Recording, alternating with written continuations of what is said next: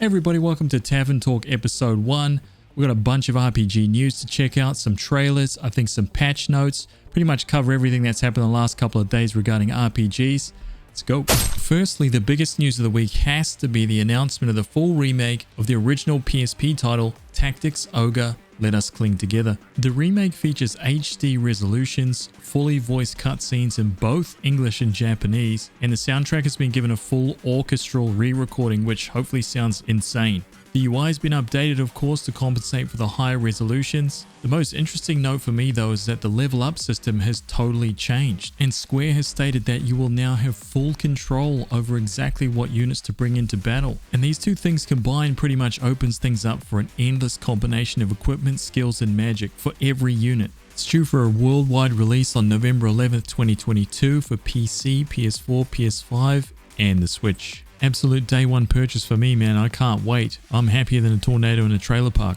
Next up, a little heads up for any fans of the Ascent. We've got a DLC for it called Cyber Heist. It takes place after the events of the main game. There are new weapons, locations, side quests, and it will be playable in both single and co-op formats. It's due for a worldwide release on August 18th, 2022 on PC, PS4, PS5, Xbox One, and Series X and S. $10. Now that's about the same price as a Big Ben pie and an energy drink from the local, or a dodgy handy from the weird guy that's always hovering around outside. Another little piece of news, Axis Games tweeted out that Undernaut's Labyrinth of Yomi is coming to the PS5 on August the 11th. Hopefully I got my shit together and this video comes out before then, so then this would count as a heads up. But if it doesn't, I'd appreciate you guys telling me to pull my finger out of my ass in the comments below. And hopefully that will inspire me to get these vids out to you guys in a timely fashion. But if it doesn't, the finger stays in. And you guys are going to have to come up with a way to inspire me to pump these vids out faster than the babysitter's boyfriend when the car pulls up.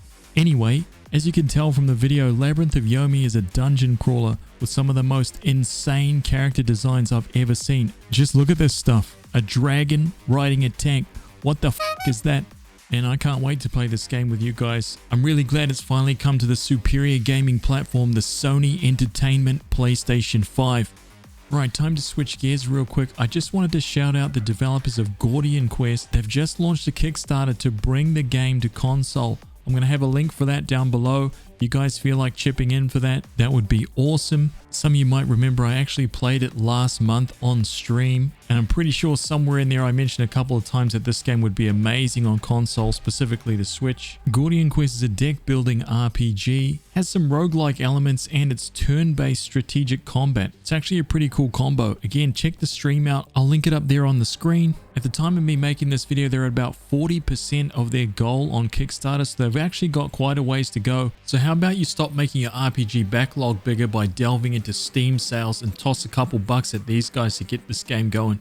Now let's take a look at this trailer for a game called Tower of Fantasy. It's an MMORPG. It's available on PC, iOS and Android. It comes out on the 11th of August. It's free to play, and I don't know about you guys, but it looks like it has more waifus than an episode of Queen's Blade. And when you combine that with this astonishing art style, we've now got two of the three critical elements that will make this game stand the test of time. Now you know just as well as I do that the last element is gameplay, and given that it is free to play and available on mobile phones, my hopes are dropping faster than the Burmese militants in the last Rambo movie.